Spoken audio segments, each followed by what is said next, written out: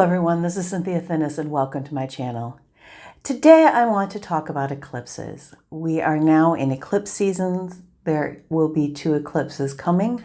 The first one will be a lunar eclipse that will be on November 30th. No astrological event captures our imagination more than eclipses do. This has been the case since ancient times. And is no less the case today. What's happening is one of the lights from the sky is disappearing for a time and then coming back. In ancient times, eclipses were almost always seen as evil omens. Looking at eclipses was seen to be dangerous. People would cover their food sources, their fields. They would do many things to protect themselves and their property and their food from the effects of an eclipse. There are many mythologies of the sun and the moon being eaten and bad omens as a result of an eclipse. It was said to cause blindness. It was also said to be poison. In modern times, eclipses are treated as spectacles. They're events. They're almost like a natural display of fireworks. The position of essentialist astrology is that on a metaphysical level, eclipses represent the temporary triumph of darkness over light. The lights that guide our day and our night are temporarily darkened. Ancient people feared eclipses. It was an early duty of astrologers to predict when an eclipse was coming so that the rulers and the population could be prepared for them. Modern astronomers will say, oh, these ancients, they had these superstitions. Well, and of course, one of the lights, the sun was going out. So of course they were afraid. They thought they would lose their sun, or they thought the moon was not coming back.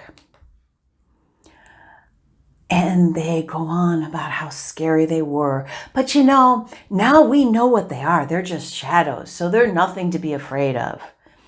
And usually this narrative is spoken in a very condescending way.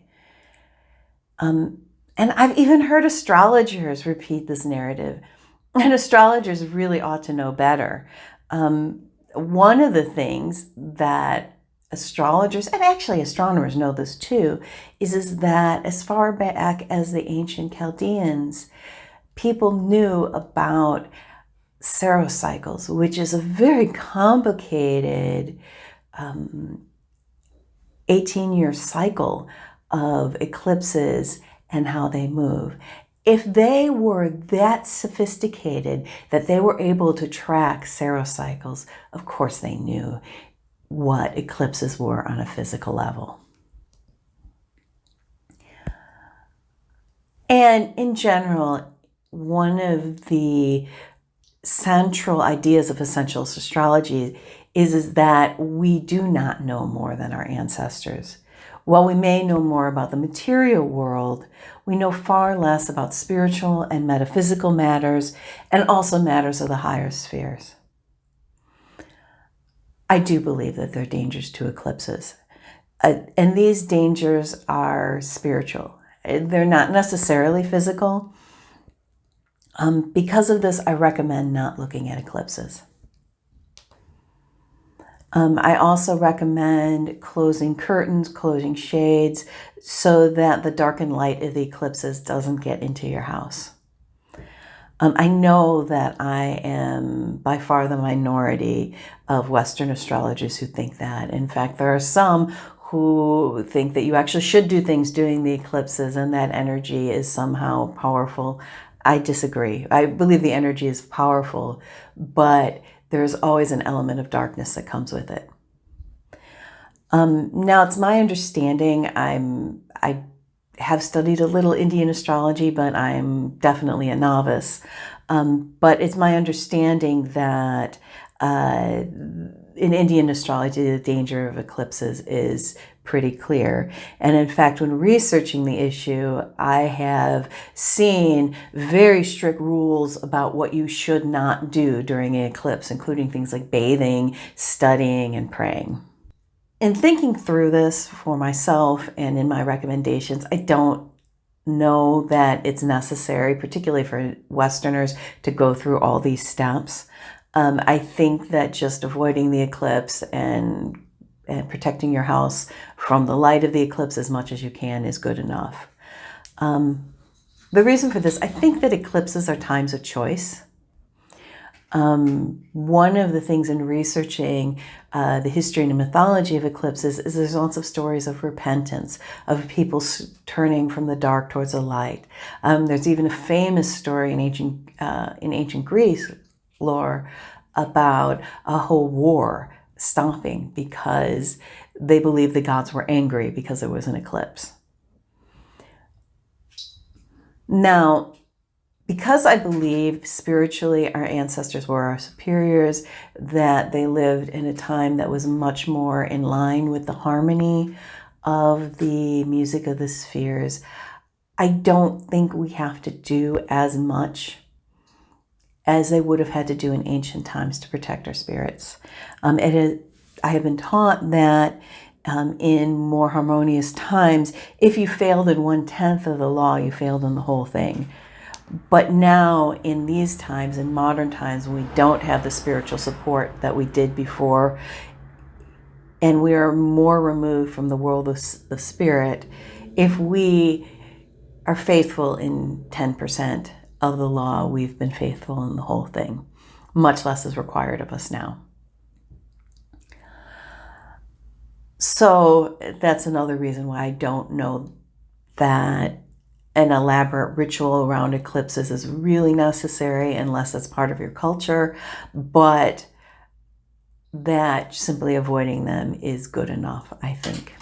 I have been avoiding eclipses for about 5 years now, and I have watched people who have avoided them and people who have not avoided them, and this is what I've observed. Obvious bad things don't happen to people who have watched eclipses.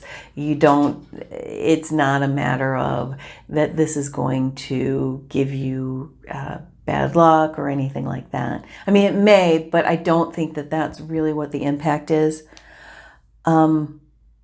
Usually eclipses really impact world events more than they impact individual people. But on the other hand, I do think that there's a certain damage that's done on a subtle level by watching eclipses. And I also think that there's a certain protection to not watching eclipses. And in fact, I would think that the protection is more of the reason for doing it than avoiding harm, to protect yourself from the influences of the world, particularly the more harmful negative one. There has been a lot of craziness that has been going on lately, and I think that that craziness is emphasized by the mass watching of eclipses.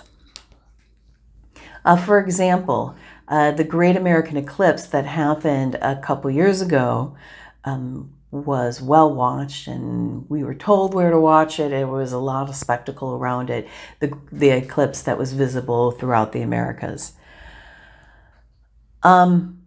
Shortly after that time, there was wildfires, and there were disasters along the entire path of where the eclipse was seen.